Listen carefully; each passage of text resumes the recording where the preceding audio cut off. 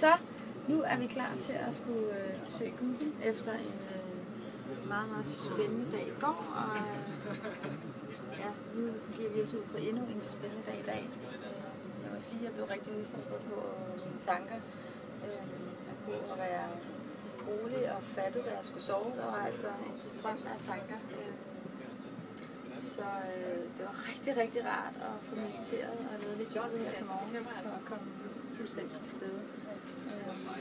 Men hold nu op, hvor er der bare mange ting at lære og meget at opleve. Så vi er klar til at indtage Google. Så går det løs. Nu skal vi ind og se Google. Det bliver så vildt.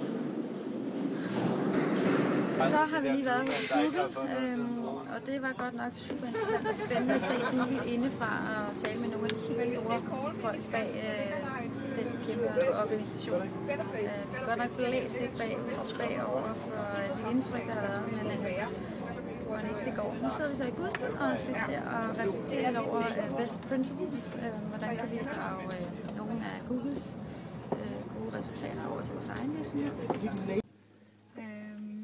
Og ellers er det fuldstændig ligesom en almindelig bil. 4-punkt nøgleposition, så jeg kan nå ved tredje. Så skriver den Checking Control Functions.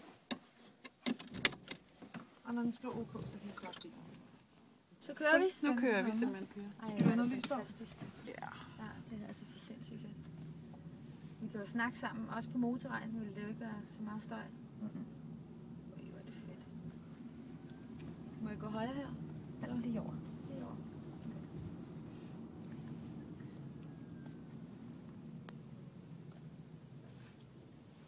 Det er vildt. Det er nok en... det er jo en lille drøm at få lov på det. Fedt. Ja, så det er ret fedt. Og sådan lyder en elbil så. Ja, ikke.